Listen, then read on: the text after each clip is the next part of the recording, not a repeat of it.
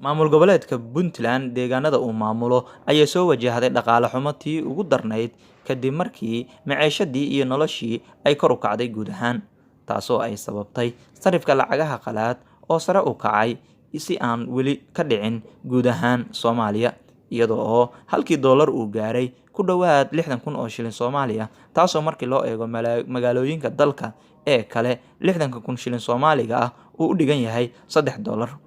Ummadii ayaa wareertay, jahawareer ayaa ku dhacay ee ka qaaday lacagaha sabaynaya awgeed. Haddaba, Somali Times ayaa falanqayn doonta waxa sababay arrintani. January 8, 2005 markii la doortay, Allah u naxariistay madaxweyne Cadde Muuse Xirsi, madaxweynaha Puntland ayay bilaabatay keenista makiinad daabacda lacagaha beelsada ah kana samaysa waraaqaha A4 ah, taasi oo ay iska kaashanayeen ganacsato xiriir la lahaa madaxtooyada, qaarkoodna ay qaraabo ahaayeen madaxweyne Cadde Muuse Xirsi, waxaana ay ganacsatadaasi laga xusi karaa madaxweynaha hadda xilka haya ee Dani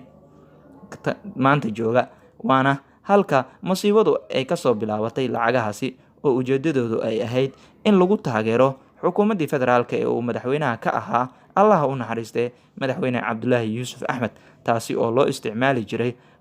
qarashiinta ciidanka iyo dhammaan howlaha dowladda ee waagaasi.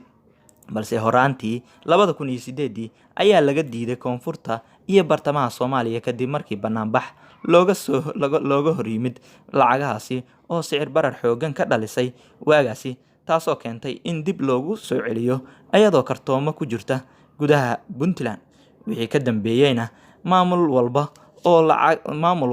waa daabacayay lacagahaasi si uu u helo dollarka shacabka ee waddanka yaala. Dowladda hadda jirta ee Siciid Cabdullaahi Dani oo hawshan bilow ilaa dhammaad wax ku leh ayaa hadda suuqa ku soo daysay billions shilin Soomaali ah oo aan u dhigmin dhaqaalaha dalka yaal, taasoo caqabad ku noqotay danyartii Puntland.